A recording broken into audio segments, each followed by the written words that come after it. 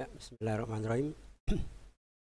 Assalamualaikum warahmatullahi wabarakatuh. Selamat masih di perkuliahan online Universitas Sains dan Teknologi Komputer atau Universitas Telkom. Saya Iman Sofik pada mata kuliah pengantar teknologi informasi.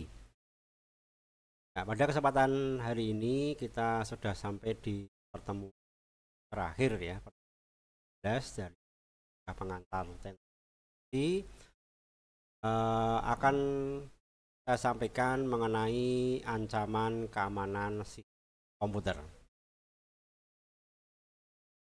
Ya, seperti apa? Mari kita ikuti bersama-sama.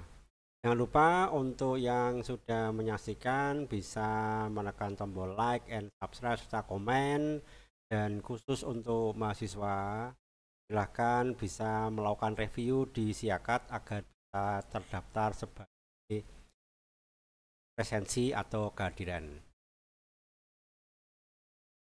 Oke, saya mulai.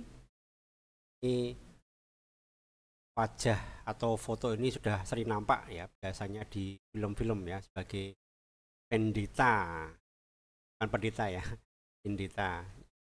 Animus, seorang yang tidak diketahui identitasnya tetapi bisa dianalogikan sebagai seorang hacker atau pengancam keamanan. Ya, oke, kita awali dulu dari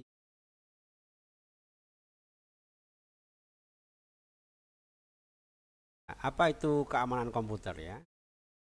Oke, menurut John DeHoward dalam bukunya An Analysis of Security Incident on the Internet menyatakan bahwa yang dinamakan dengan keamanan komputer adalah tindakan pencegahan dari serangan pengguna komputer atau pengakses jaringan yang tidak bertanggung jawab. Lagi sekarang ini kita masuk di era jaringan, era internet, semua komputer terhubung jadi satu. Memungkinkan untuk pengguna yang lain bisa masuk ke komputer yang kita gunakan saat ini. Kemudian definisi yang lain dikemukakan oleh Goldman tahun 1999 pada buku Computer Security, menyatakan bahwa yang namanya keamanan komputer adalah berhubungan dengan pencegahan diri dan deteksi terhadap tindakan pengganggu yang tidak dikenali dalam komputer. Ada banyak, dari mulai sekedar mengganggu tampilan saja sampai dengan mencuri informasi yang kita miliki, bahkan sampai dengan berkaitan dengan kriminal ya, misalnya membawa nama kita pada sebuah kasus atau mungkin berkaitan dengan pembobolan perbankan dan sebagainya. Ya. Nah, mengapa keamanan komputer itu sangat penting? Menurut Information Based Society ya, bahwa yang menyebabkan informasi menjadi sangat penting dan menuntut kemampuan untuk mengakses dan menyediakan informasi secara cepat dan akurat menjadi esensial bagi sebuah organisasi. Ini untuk utamanya pada sebuah organisasi. Apa pentingnya sebuah informasi itu menjadi sebuah tulang punggung, menjadi sebuah dasar dari pengambilan keputusan nantinya. Maka perlu untuk dilindungi. Kemudian yang kedua, infrastruktur jaringan, utamanya LAN dan internet, ini memungkinkan untuk menyediakan informasi secara cepat, tapi sekaligus juga membuka potensi adanya hole atau lubang keamanan atau security hole. Karena setiap komputer itu terhubung satu dengan yang lainnya, maka memungkinkan untuk kita berkomunikasi masuk ke sistem yang lain tanpa disadari ataupun disadari secara langsung. Ya, kemudian yang berikutnya adalah terjadinya kejahatan komputer di era sekarang itu semakin meningkat drastis dibandingkan dengan beberapa tahun sebelumnya, karena kemampuan komputer yang semakin canggih dan juga tingkat penguasaan komputer yang juga semakin massal ya. Kalau dulu barangkali hanya orang-orang tertentu seperti yang kita pernah sampaikan di awal-awal pertemuan dan kita. Nah, sekarang sepertinya orang sudah tidak bisa lepas dari yang namanya komputer, mulai dari anak-anak, balita, sampai dengan dewasa. Nah, ini beberapa faktor yang menjadikan kejahatan komputer semakin meningkat. Yang pertama adalah aplikasi bisnis berbasis TI dan jaringan yang semakin meningkat. Nah, online, banking, e-commerce, electronic data interchange semakin marak. Hampir semua segi kehidupan itu berkaitan dengan yang namanya komputer. Kemudian desentralisasi server. Jadi servernya tidak hanya berada pada satu lokasi, tapi tersebar di banyak lokasi. Untuk kebijakan dari masing-masing negara ya. Kemudian yang ketiga adalah transisi dari single vendor ke multi vendor. Yang tadinya kita hanya tergantung hanya pada satu dua perusahaan, sekarang kita ke banyak perusahaan sekaligus. Kemudian meningkatnya kemampuan memakai. Jadi, kalau dulu orang belajar komputer menyiapkan waktu khusus, sekarang muncul istilahnya native digital ya. Jadi anak-anak yang memang sudah punya budaya kemampuan dalam kehidupan sehari-hari memegang perangkat komputer, gadget terutama. Kemudian berikutnya adalah kesulitan penegak hukum dan belum adanya ketentuan yang pasti.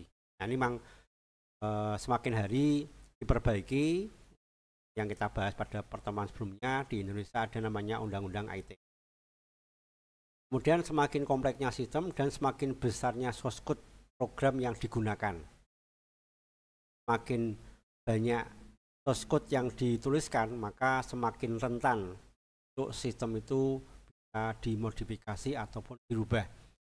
Nah, semakin banyak kode berarti semakin besar kemungkinan kesalahan itu muncul. Yang terakhir tentunya adalah penetrasi internet yang semakin luas. Hampir semua kegiatan kita berhubungan dengan internet. Paling tidak minimal memanfaatkan yang namanya media sosial. Dan banyak lubang-lubang keamanan itu justru muncul dari media sosial yang digunakan. Nah, ini adalah jenis-jenis ancaman pada keamanan komputer. Jadi tidak hanya hacking saja, tidak hanya virus saja, ya, ada banyak macam di sini ya. Adware, ada backdoor trojan, ada blue jacking, blue snarfing, boot sector virus, browser hijacker, time letter, cookies, denial of service attack, ya, dialer dan sebagainya. Macam-macam namanya ini.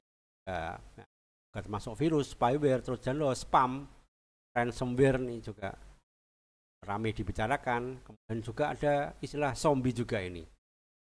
Jadi zombie ini sebuah komputer yang sudah diambil alih oleh pihak lain untuk menyerang biasanya ya. Jadi memanfaatkan komputer orang lain untuk dikendalikan atau menyerang komputer lain, sehingga dirinya menjadi terpalsukan begitu dari yang ketahuan yang digunakan tadi.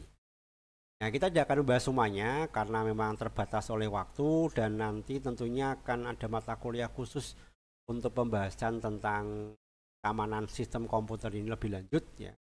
Mungkin saya sampaikan beberapa yang paling sering kita jumpai dalam kehidupan sehari-hari. Ya, yang pertama virus. Jadi kita tidak asing dengan virus. Ini virus komputer ya, bukan virus yang menyerang pada manusia. Dinamakan virus karena memang dia punya sifat seperti virus yang masuk ke tubuh manusia yang bisa menggandakan diri. Seperti sekarang ini COVID ya, begitu masuk dia bisa menggandakan sehingga sistem kekebalan tubuh dari yang bersangkutan itu menjadi lemah. Nah, demikian juga dengan virus di komputer. Dinamakan virus karena program ini bisa berkembang, bisa menggandakan dirinya, menempel ke file-file tertentu, ke file-file lain, sehingga komputer itu dipenuhi dengan virus tadi. Nah, karena banyaknya virus yang ada pada komputer yang bersangkutan, sehingga prosesnya bisa menjadi lambat, bahkan terganggu, bahkan sama sekali mungkin tidak bisa kita gunakan. Jadi ada yang memang sekedar mengganggu, kemudian hilang, nanti muncul lagi beberapa saat kemudian, Ada yang juga sifatnya sampai dengan membuat komputernya menjadi error atau rusak. Ciri khasnya virus ini adalah program yang dapat berkembang dengan menggandakan dirinya. Melalui mekanisme penggandaan diri ini digunakan untuk berbagai macam jenis ancaman keamanan, seperti menampilkan pesan, merusak file sistem, mencuri data, hingga mengendalikan komputer pengguna. Ya, arahnya bisa sampai ke zombie tadi atau ke bot ya, robot. Kemudian virus ini juga bisa menggandakan dirinya melalui email, file dokumen, dan file program aplikasi. Ada yang dia sifatnya tersembunyi, ada yang dia sifatnya langsung menempel pada file atau aplikasi tertentu. Seringkali yang paling diserang adalah file executable, jadi file-file yang berekstensi atau berekstensi COM. Beberapa juga menyerang file dokumen seperti Word, Excel, PowerPoint ya. Pada waktu dijalankan filenya disembunyikan yang aslinya, kemudian file yang terkena virus ini yang justru muncul di awal. Nah, karena yang dijalankan adalah file yang kena virus, maka dia akan menjalankan dirinya sehingga menggandakan dirinya juga ke aplikasi atau file-file yang lain. Nah, jadi ini paling banyak dijumpai, itulah kenapa kalau kita menggunakan komputer maka sebaiknya paling tidak minimal kita menginstall 2 antivirus. Satu antivirus yang lokal, kemudian yang kedua antivirus yang memang sifatnya lebih universal, internasional. Kalau lokal kita mengenal ada Smartdev, dan kalau atau PCMAV, kalau yang kelasnya mungkin lebih luas internasional kita menggunakan AVG atau McAfee atau mungkin Avast dan sebagainya. Karena kadang-kadang memang ada antivirus yang dikembangkan oleh orang lokal, tapi begitu kita menggunakan antivirus yang internasional ya, yang sifatnya lebih universal, virus tadi tidak dikenal. Kita perlu kombinasi 2 antivirus. Memang resikonya tentu saja akan memakan resource ya, karena kita memasang antivirus ya akan bekerja terus residen di dalam sistem yang kita miliki, tetapi paling tidak akan membuat komputer kita lebih aman. Ya, kemudian juga ada email virus. Ini jenis virus yang disisipkan ke attachment email. Jadi ada kiriman email yang di dalamnya terdapat lampiran. Nah, begitu lampirannya itu kita download, maka nanti akan menginfeksi komputer yang kita miliki. Nah, program virus ini mendata daftar alamat akun email pengguna. Ya, kemudian akan mendeteksi semua daftar alamat yang kita miliki untuk mengkopikan dirinya ke email-email akun yang lain. Jadi kita bisa menjadi semacam apa ya, macam jembatan gitu kalau kemudian virusnya ini tersebar. Ya, umumnya akan mengirim mass email, memenuhi traffic jaringan, membuat komputer menjadi lambat dan membuat down server dari yang virus tadi, membuat komputernya menjadi lambat juga, kemudian kita kehilangan atau mengubah file yang kita miliki, bahkan menghapus. Kalau ini sifatnya dia akan lebih memenuhi traffic jaringan, karena dia akan mencari akun-akun email, daftar akun email yang kita miliki untuk disebarkan dirinya. Ya, kemudian ada internet worm. Nah, jadi worm itu artinya cacing ya.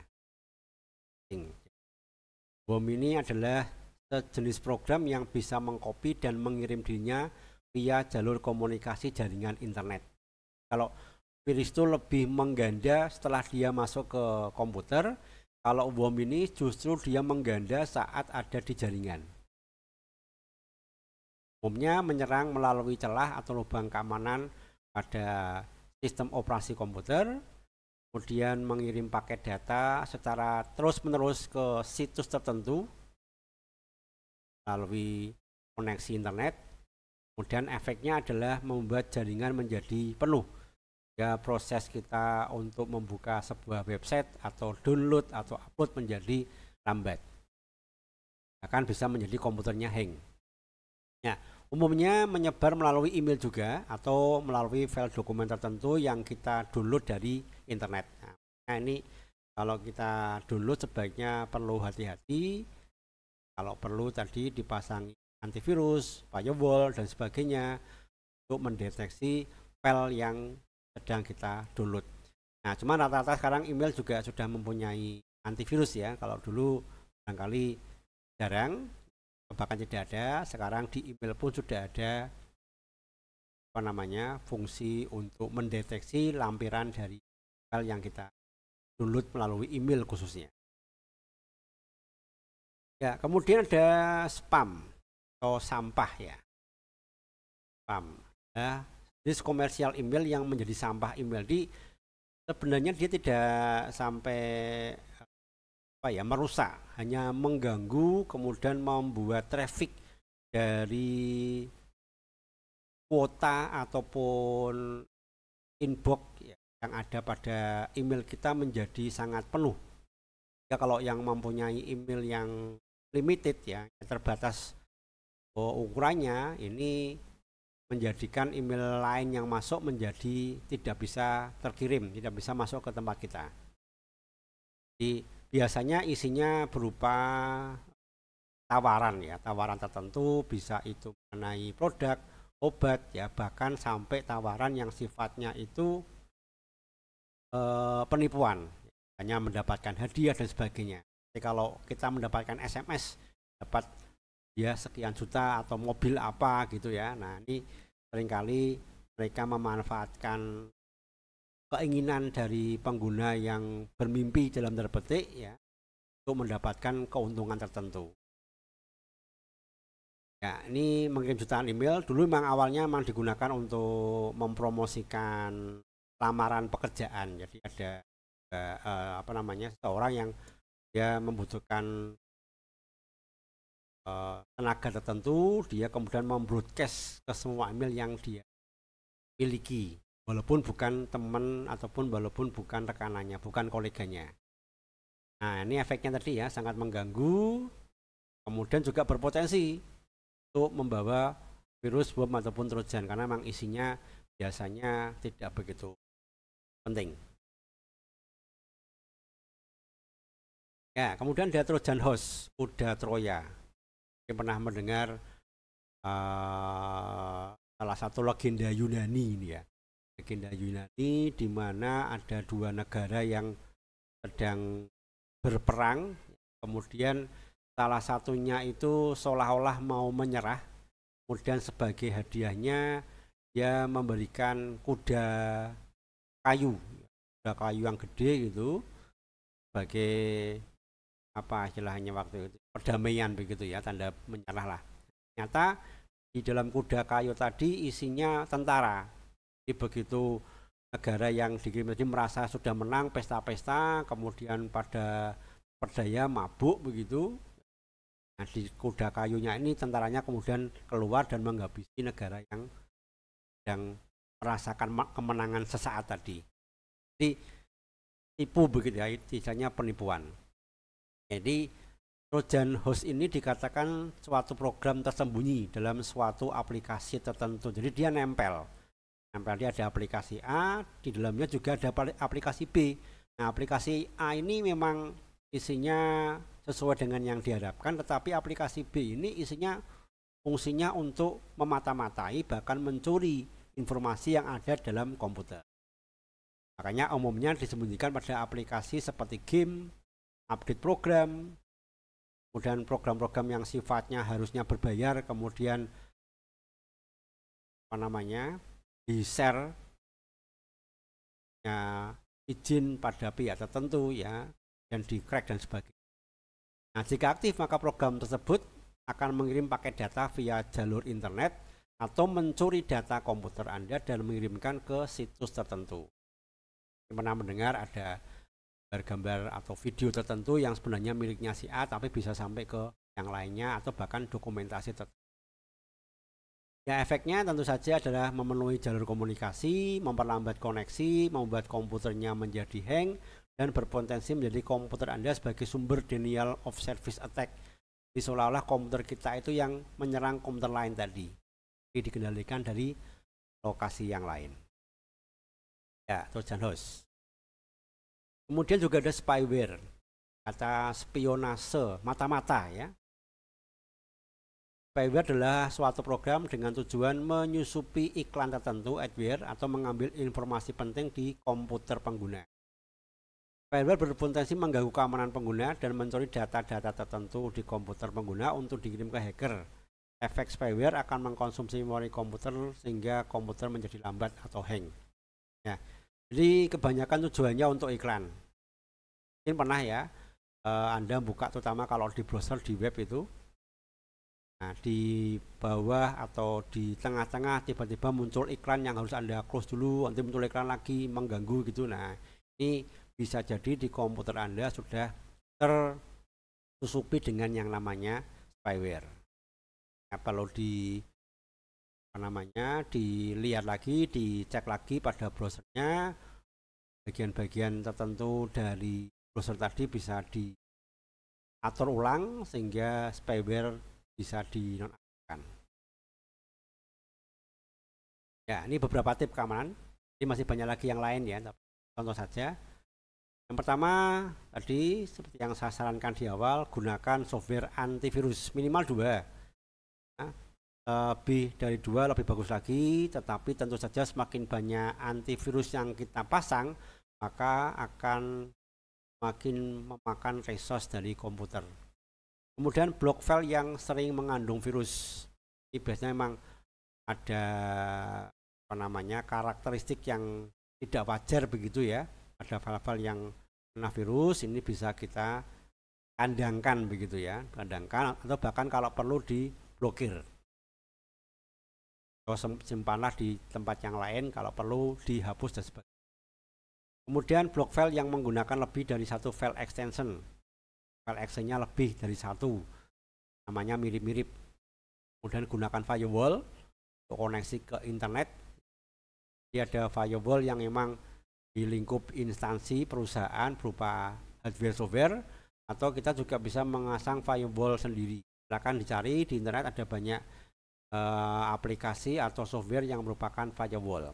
Jadi kalau kan dinding api ya, jadi dia jembatan lah, jembatan supaya traffic yang masuk dan keluar dari komputer kita ke internet itu bisa terdeteksi. Atau juga bisa kita blokir situs-situs tertentu yang memang biasanya mengandung virus, trojan, worm, dan spyware tadi. Yang berikutnya adalah up to date dengan software patch. Jadi diupdate browsernya, diupdate sistem operasinya, diupdate aplikasinya, antivirusnya, ya, sesuaikan dengan versi yang terbaru. Kemudian backup data, yang kadang-kadang lupa ya. Jadi pastikan data-data penting yang kita miliki di backup atau dikopikan ke media yang lain, flash disk, ke CD, atau kalau perlu ke cloud ya. Hanya Google Drive atau ke Dropbox, ke Fire, dan sebagainya. Kalaupun sewaktu-waktu komputer yang kita miliki mengalami masalah, data yang kita miliki itu masih aman. Yang berikutnya, hindari booting dari flash disk atau disk. Jangan lupa dipastikan flash disk dicolok belakangan, jangan komputernya belum nyala, flash disknya masih nyantol duluan. Ini seringkali flash disk itu menjadi tempat untuk persinggahan virus.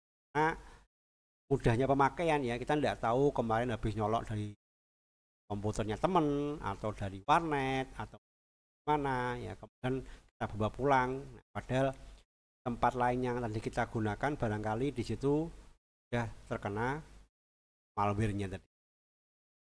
Kemudian pastikan semua program terverifikasi oleh tim IT di unit kerja masing-masing. Jadi jangan menggunakan program-program yang tidak sesuai ya.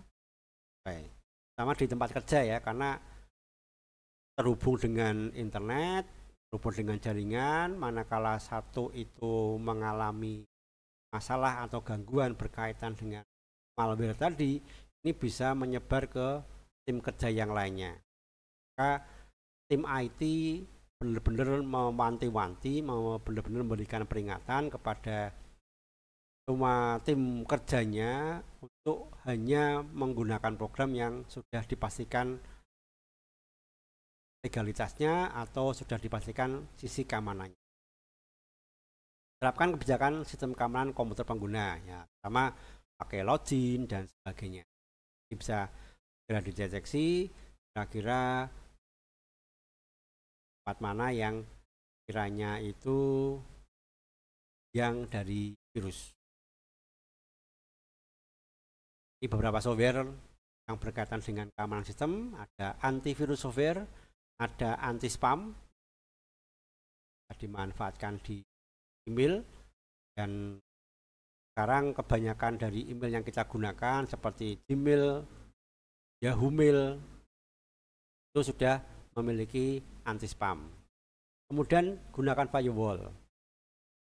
Yang terakhir resource shielding. Jadi resource shielding ini fungsi tambahan ya. Jadi pada sebuah aplikasi misalnya kita berkaitan dengan manajemen memori atau utility tertentu, misalnya saja seperti untuk mengoptimasi memori itu apa itu? Cleaner ya, sisi cleaner. Nah, ini bagian-bagian dari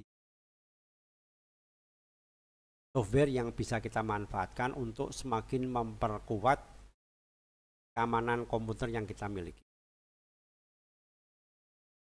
Ada pepatah mengatakan semakin aman semakin tidak nyaman. Maksudnya gimana Pak? Ya, jadi kalau kita pengen aman, misalnya rumah kita pengen aman, maka Anda harus membentengi dengan berbagai macam peralatan. Kasih pagar, ya mungkin pintunya dikasih, jendelanya kasih teralis, pintunya kuncinya mungkin double, tidak cuma kunci biasa, mungkin pakai kunci grendel atau mungkin bahkan dipasangi CCTV, dipasangi alarm dan sebagainya. Tentunya ini semakin nggak nyaman karena begitu Anda keluar mau masuk lagi harus buka satu persatu tadi. Demikian juga sebaliknya, semakin nyaman ya semakin tidak aman. Kalau Anda pengen nyaman lah, ya udah keluar masuk tanpa ada sesuatu, ya udah biarkan aja. Dan nyaman, keluar masuk rumah nyaman ya, tapi tentunya ya aman karena orang lain pun juga akan bisa memanfaatkan kondisi nyaman yang Anda rasakan tadi. Sama kan kalau Anda pengen kayak HP misalnya, ya, makin aman semakin tidak nyaman. Jadi kalau sekarang, kalau dulu mungkin hanya PIN, angka, ternyata angka itu mudah ditebak pakai pola misalnya. Pola pun juga mudah ditebak pakai fingerprint. Fingerprint belum juga pakai face detection, pakai foto dan sebagainya. Nah, demikian juga dengan kondisi-kondisi yang lain. Karena memang semakin aman semakin tidak. Oke, demikian untuk materi terakhir yang saya sampaikan.